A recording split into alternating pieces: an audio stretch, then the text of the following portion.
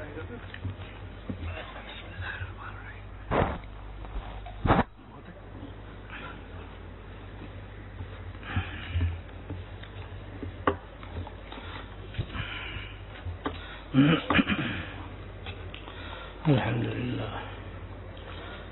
لله نحمده ونستعينه ونستغفره ونؤمن به ونتوكل عليه ونعوذ بالله من شرور أنفسنا ومن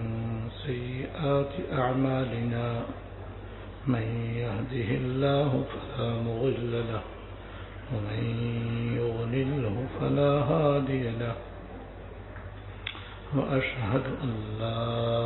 إله إلا الله وحده لا شريك له وأشهد أن سيدنا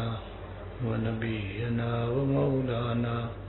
محمدا عبده ورسوله صلى الله تعالى عليه وعلى آله وأصحابه وبارك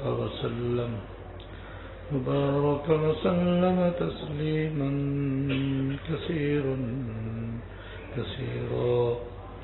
أما بعد فأعوذ بالله من الشيطان الرجيم بسم الله الرحمن الرحيم يا أيها الذين آمنوا ادخلوا في السلم كافة ولا تتبعوا خطوات الشيطان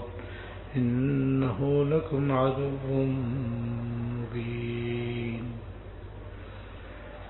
صدق الله العظيم. میرے قابل احترام بزرگوں، حیات المسلمین کی روح نمبر 25 جو اس کتاب کی آخری روح ہے،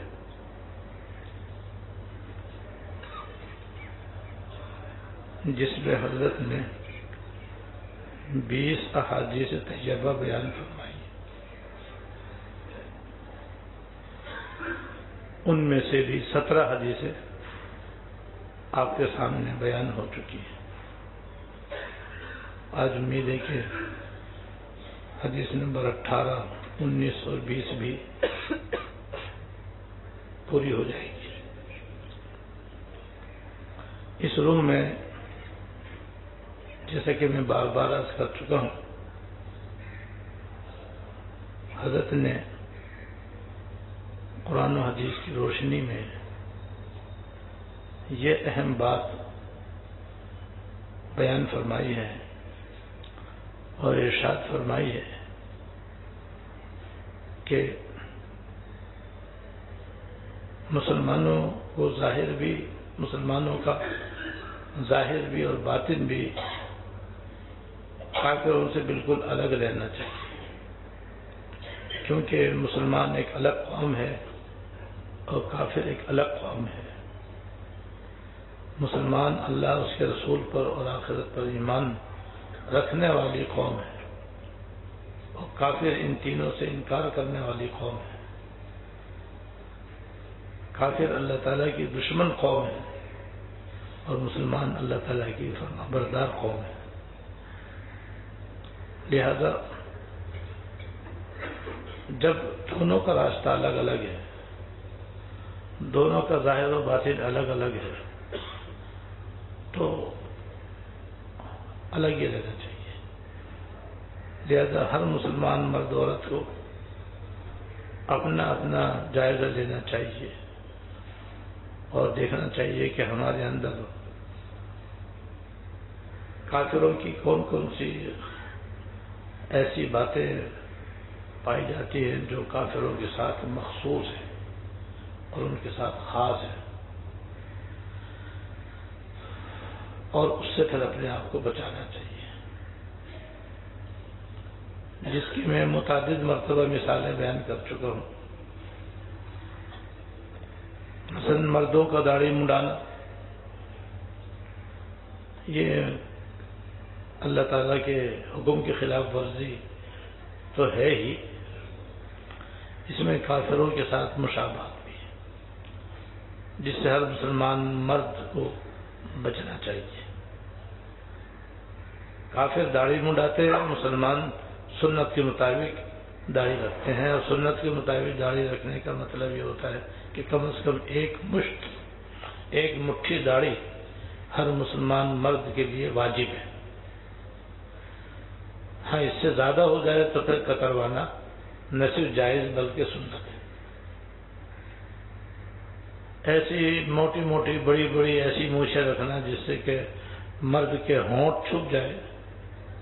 یہ مسلمانوں کا طریقہ نہیں ہے، یہ سنت کا طریقہ نہیں ہے، یہ کافروں کا طریقہ ہے، یہ مجوسیوں کا طریقہ ہے۔ لہذا اگر کوئی مسلمان ایسی مونچھیں رکھتا ہے تو اس کو اس سے بچنا چاہیے، اور اس کو اپنی مونچھیں سنت کے مطابق باریک رکھنی چاہیے۔ جتنی زیادہ باریک ہو اتنی بہتر ہے۔ لہذا اس سے مشابہت سے بچنا چاہیے، اور پھر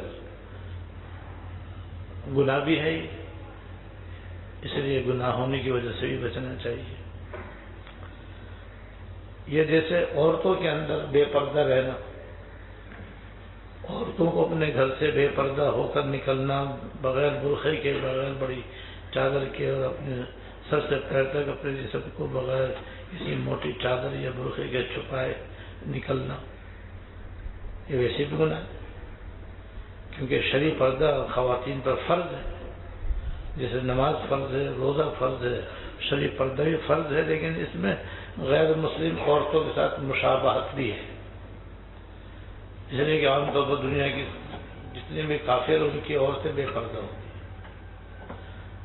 اور یہ حضور کے زمانے سے اور ان کے اندر یہ خرابی چلی آ رہی ہے کہ حضور کے زمانے میں بھی غیر مسلم عورتیں بے پردہ ہوتی تھیں، یہ کافر جو تھے وہ داڑھی منڈاتے تھے، موٹی موٹی بڑی بڑی مونچھیں رکھتے تھے، لہذا یہ حضور نے اس سے منع فرمایا، اللہ پاک نے اس سے منع فرمایا۔ لہذا مسلمان خواتین کو چاہیے کہ وہ اپنا شرعی پردے کا اہتمام کریں، جو فرض بھی ہے، اور شرعی پردہ کرنے میں غیر مسلم عورتوں کی مشابہت سے بچنا بھی ہے۔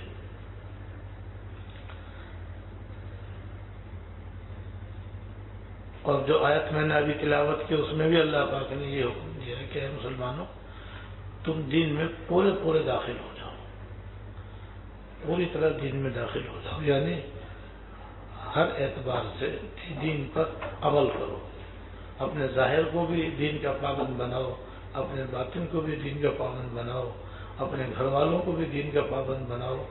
ہر زندگی کے شعبے میں دین پر چلو، شریعت پر چلو۔ یہ نہیں کہ جہاں دل چاہا شریعت پر عمل کر لیا، اور جہاں دل چاہا شریعت سے ہٹ کر عمل کر لیا، جس میں غیر مسلموں کے طور طریقے اختیار کرنا بھی آ گیا، ان کسی شکل و صورت اپنانا بھی آ گیا، ان کا رنگ ڈھنگ اختیار کرنا بھی آ گیا۔ ایک اور غیر مسلموں کی مشابہت کی مشہور مثال ذہن میں آئی ہے کہ آپ دیکھتے ہیں ہندوؤں کے اندر جب ان کی دیوالی ہوتی ہے یا ہولی ہوتی ہے تو اس کے اندر وہ چراغاں کرتے ہیں۔ چراغاں دراصل ہندوؤں کی اور مجوسیوں کی تہذیب ہے۔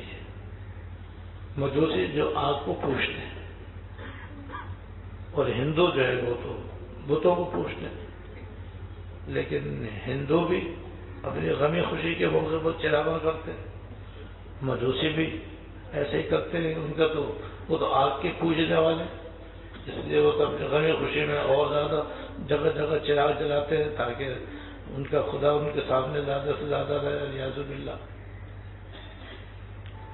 اب دیکھو یہ کافروں کا کام ہی ہے، لیکن ہمارے مسلمانوں نے بھی جو اس کو اپنے خاص موقعوں پر اختیار کر لیا۔ شب برات میں جو کتنے مسلمان ہیں جو چراغاں کرتے ہیں، اپنے مسجدوں پر بھی چراغاں کرتے ہیں، اپنے گھروں میں بھی چراغاں کرتے ہیں، ضرورت سے زیادہ لائٹیں لگاتے ہیں۔ اسی طریقے سے شادی بیاہ کے موقع پر بھی ایسے ہی کرتے ہیں۔ 12 ربیع الاول کو کتنا چراغاں ہوتا ہے، کس قدر لائٹیں اور کس قدر بجلی بیجا استعمال کی جاتی ہے، تو اس میں جہاں اسراف کا گناہ ہے اسراف ایک الگ مستقل گناہ ہے ہمارے دین کے اندر، اور قرشی میں بھی اللہ پاک نے اسراف کرنے سے اور بیجا پیسہ خرچ کرنے سے منع فرمایا، وہاں یہ کافروں کے ساتھ مشابہت نہیں، لہذا اس مشابہت سے مسلمانوں کو بچنا چاہیے تاکہ ان کے عمل سے آتش پرستوں کی ایسی مشابہت ظاہر نہ ہو، ہندوؤں کے ایسے عمل کی مشابہت ظاہر نہ ہو، مسلمانوں کو اس سے بچنا چاہیے۔ لہذا اسلام میں داخل ہونے کا مطلب، اسلام میں پورا داخل ہونے کا مطلب یہی ہے کہ کسی زندگی کے کسی موڑ پر بھی ایک تو اللہ تعالیٰ کی نافرمانی نہ ہو، دوسرے کافروں کے ساتھ جو عمل خاص ہے اس کا ارتکاب نہ ہو۔ بس مسلمانوں کے لیے تو بہترین نقش قدم سرکار دو عالم صلی اللہ علیہ وسلم کا ہے کہ ان سے بڑھ کر کسی کا بھی نقش قدم نہیں ہو سکتا، اور آپ کا نقش قدم زندگی کے ہر شعبے میں ہے، زندگی کے ہر موڑ پر ہے، غمی میں بھی ہے، خوشی میں بھی ہے، صحت میں بھی ہے، مرض میں بھی ہے، عبادت میں بھی ہے، معاملات میں بھی ہے، معاشرت میں بھی، سب جگہ آپ کی ہدایات ہیں، آپ کی تعلیمات ہیں، آپ کی سنتیں ہیں۔ بس اس آیت کا اور اس باب کی اور اس روح کی دیگر احادیث کا تقاضا یہی ہے کہ بس ہمیں ہر حال میں دین پر قائم رہنا چاہیے، پورا دین پر چلنے کا اہتمام ہونا چاہیے۔ اللہ تعالیٰ توفیق عطا فرمائے۔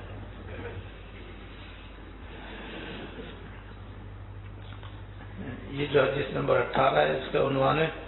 رسول اللہ صلی اللہ علیہ وسلم کی پیروی کرنا ذریعہ نجات ہے۔ رسول اللہ صلی اللہ علیہ وسلم کی پیروی کرنا ذریعہ نجات ہے۔ حضرت عبداللہ بن عمرو رضی اللہ تعالیٰ عنہ سے ایک طویل حدیث کے اندر روایت ہے، رسول اللہ صلی اللہ علیہ وسلم نے فرمایا، میری امت 73 فرقوں میں بٹ جائے گی اور سب فرقے دوزخ میں جائیں گے سوائے ایک جماعت کے۔ میری امت 73 فرقوں میں بٹ جائے گی، یعنی تقسیم ہو جائے گی، اور سب فرقے دوزخ میں جائیں گے سوائے ایک جماعت کے۔ لوگوں نے عرض کیا وہ کون سا فرقہ ہے، وہ کون سی جماعت ہے جو دوزخ سے بچ کر جنت میں جائے گا؟ آپ نے فرمایا وہ فرقہ جو اس طریقے پر چلے جس پر میں ہوں اور میرے صحابہ ہیں، جو میرے اور میرے صحابہ کرام کے نقش قدم پر چلے گا وہ فرقہ جنت میں جائے گا، ورنہ باقی جہنم میں جائیں گے۔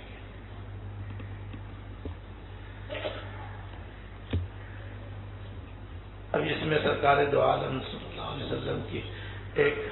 پیشین گوئی فرمائی گئی ہے جو پوری ہو چکی ہے۔ آپ نے فرمایا کہ میری امت میں 73 فرقے ہو جائیں گے۔ دوسری روایت میں ہے کہ پچھلی امتوں میں 72 فرقے ہو گئے تھے، لیکن میری امت میں 73 فرقے ہوں گے۔ پھر ان میں سے 72 فرقے تو دوزخ میں جائیں گے، ایک فرقہ دوزخ میں نہیں جائے گا بلکہ جنت میں جائے گا۔ تو صحابہ کرام نے آپ سے پوچھا کہ جنت میں جانے والا کون سا فرقہ ہوگا؟ آپ نے فرمایا وہ ہوگا جو میرے اور میرے صحابہ کرام کے طریقے پر چلنے والا ہوگا اور مجھے نقش قدم پر چلنے والا ہوگا۔ اور یہ جو 72 فرقے ہیں جو دوزخ میں جائیں گے، ان کی دو قسمیں ہیں۔ بعض تو ان میں سے ہوا ہے کہ جو اپنے کافرانہ عقائد کی وجہ سے، اپنے کافرانہ عقائد کی وجہ سے ہمیشہ کے لیے دوزخ میں جائیں گے، اس لیے کہ کافرانہ عقیدہ رکھنے کی وجہ سے وہ کافر ہوگا، ایک مسلمان نہ رہے، اور جب مسلمان نہ رہے تو جو شخص بھی خدا نخواستہ کافر ہوگا تو وہ کافر ہونے کی بنا پر اگر اس نے مرنے سے پہلے توبہ نہ کی اور اسی حالت میں اس کا انتقال ہو گیا تو ہمیشہ کے لیے دوزخ میں جائے گا۔ اور بہت سے فرقے ایسے ہوں گے کہ وہ کافرانہ عقائد نہیں رکھتے ہوں گے،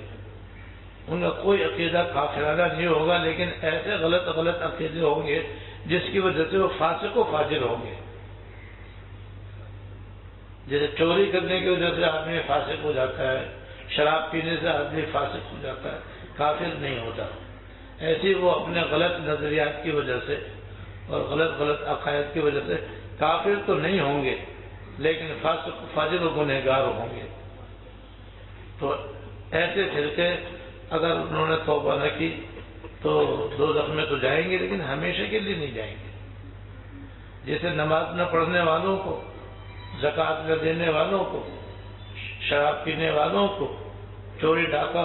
اور ناحق قتل کرنے والوں کو دوزخ میں ڈالا جائے گا، اور جب وہ اپنے کیے کی سزا پالیں گے تو ان کو دوزخ سے نکال کر جنت میں داخل کیا جائے گا. ایسے ہی ان کے ساتھ بھی معاملہ ہوگا. یہ اپنے فاسق عقائد کی وجہ سے، عقائد فاسقہ کی وجہ سے دوزخ میں جائیں گے، اور جب ان کو اپنے کیے کی سزا مل جائے گی پھر اللہ تعالیٰ کے فضل سے، اس کے حکم سے ان کو دوزخ سے نکال کر جنت میں داخل کیا جائے گا. اور جو فرقہ حضور صلی اللہ علیہ وسلم کے طریقے پر ہوگا اور صحابہ کرام کے نقش قدم پر چلنے والا ہوگا، ان کے سب عقائد صحیح ہوں گے، اور وہ بالکل عقائد کے اعتبار سے بھی صحیح راہ پر ہوں گے اور اعمال کی وجہ سے بھی صحیح راہ پر ہوں گے، اس لیے وہ جنت میں جائیں گے. اور یہ پیشین گوئی حضور کی پوری ہو چکی ہے. حضور کی پیشین گوئی پوری ہو چکی ہے، اور حضور صلی اللہ علیہ وسلم کی اس امت میں 73 فرقے ہو چکے ہیں، اور آپ کی امت میں بلکہ 73 سے بھی زیادہ فرقے ہو چکے ہیں. اور ان میں ایک فرقہ حضور کی پیشین گوئی کے مطابق حضور کے اور صحابہ کرام کے نقش قدم پر ہے، جن کو اہل سنت والجماعت کہتے ہیں. ان کو کہتے ہیں اہل سنت والجماعت. جو علماء دیوبند ہیں وہ بھی اسی کے اندر داخل ہیں، وہ بھی اسی کے اندر شامل ہیں، کیونکہ ان کے بھی وہی عقائد ہے جو کہ حضور صلی اللہ علیہ وسلم نے بیان فرمائے اور جو صحابہ کرام نے اختیار فرمائے ہیں. تو اہل سنت والجماعت کے عام طور پر جو عقائد ہیں وہ وہی ہے جو کہ قرآن و حدیث سے ثابت ہیں، اور ان کے علاوہ جو دوسرے فرقے ہیں ان کے عقائد قرآن و حدیث کے خلاف ہیں. اور خلاف ہونے کے ساتھ ساتھ پھر بعض ایسے ہیں کہ جن کی وجہ سے وہ عقیدہ رکھنے والے کافر ہیں، اور بعض ان عقیدوں کے رکھنے والے کافر نہیں ہیں، فاسق و فاجر ہیں. اس طرح سے 72 فرقے بھی ہو چکے جن کے بارے میں آپ نے فرمایا وہ دوزخ میں جائیں گے، اور وہ فرقہ بھی آج بھی موجود ہے اور الحمدللہ قیامت تک رہے گا، جس کو اہل سنت والجماعت کہتے ہیں، جن کے عقائد بالکل درست اور نہایت صحیح ہیں، اور ان کے وہی عقائد ہیں جو کہ حضور صلی اللہ علیہ وسلم نے بتلائے ہیں اور صحابہ کرام نے اختیار فرمائے ہیں. یہ انہی کے نقش قدم پر چلنے والے ہیں، اور الحمدللہ علماء دیوبند بھی اسی میں شامل ہیں. تو ہم بھی الحمدللہ انہی سے وابستہ ہے. تو عقائد کے اعتبار سے اللہ کا شکر ہے کہ ہم اس فرقے کے اندر ہے جو جنت میں جانے والا ہے. لہذا بس اب جو تھوڑی بہت بعض جگہ بعض میں کسی میں جو غیر مسلموں کی مشابہت کی خرابی پائی جاتی ہے اس سے بچنا چاہیے، اور بچ کر کے اپنے آپ کو بالکل صحیح سنت کے سانچے میں ڈھالنے کی کوشش کرنی چاہیے. بس حضور کا نقش قدم ہمیں تھامنا چاہیے، اور آپ ہی کے سنتوں کے مطابق اپنے ظاہر کو، اپنے باطن کو، اپنی زندگی کو گزارنے کی کوشش کرنی چاہیے. اللہ تعالیٰ توفیق عطا فرمائے. باقی دعوات الحمدللہ رب العالمین. باقی انشاءاللہ اللہم لک الحمد لا نحصی ثناء علیک انت کما اثنیت علی نفسک. اللہم لک الحمد لا نحصی ثناء علیک انت کما اثنیت علی نفسک. اللہم صل علی سیدنا مولانا محمد وعلی آلہ سیدنا مولانا محمد وعلی آلہ. ربنا ظلمنا انفسنا وإن لم تغفر لنا وترحمنا لنكونن من الخاسرين. ربنا ظلمنا انفسنا وإن لم تغفر لنا وترحمنا لنكونن من الخاسرين. ربنا هب لنا من أزواجنا وذرياتنا قرة أعين واجعلنا للمتقين إماما. اللهم اغفر لنا وارحمنا وعافنا واعف عنا اللهم وفقنا لما تحب من القول والعمل والفعل انك على كل شيء قدير يا ارحم الراحمين یا رب العالمین یا حی یا قیوم یا ذا الجلال والاکرام ہم سب کے اگلے پچھلے چھوٹے بڑے خفیہ علانیہ سارے گناہ معاف فرما ہم سب کے اگلے پچھلے چھوٹے بڑے خفیہ علانیہ سارے گناہ معاف فرما ہم سب کو یا اللہ دل و جان سے اتباع سنت کی توفیق عطا فرما یا اللہ ظاہر کو بھی باطن کو بھی سنت کے سانچے میں ڈھالنے کی توفیق عطا فرما یا اللہ جیسے آپ نے اپنے فضل سے ہمیں صحیح عقائد اختیار کرنے کی توفیق دی یا اللہ اعمال میں بھی جو ہماری کمزوریاں ہیں اپنی رحمت سے انہیں دور کرنے کی توفیق عطا فرما یا ارحم الراحمین یا رب العالمین ہم سب کا خاتمہ کامل اور خالص ایمان پر فرما دنیا اور آخرت میں عافیت کاملہ عطا فرما یا اللہ دنیا اور آخرت میں عافیت کاملہ عطا فرما ہر خیر عطا فرما ہر شر سے پناہ عطا فرما یا اللہ تمام حاضرین کی تمام نیک مرادیں پوری فرما جو مسلمان خواتین دنیا میں جہاں جہاں یہ بیان سنے یا اللہ ان کی بھی نیک دعائیں قبول فرما ہماری بھی نیک اور ان کی نیک دعاؤں میں ہمیں بھی شامل فرما اور ہماری دعاؤں میں ان کو شامل فرما ربنا تقبل منا انك انت السميع العليم وتب علينا انك انت التواب الرحيم صلى الله تعالى على النبي الكريم محمد وآله وأصحابه أجمعين آمين برحمتك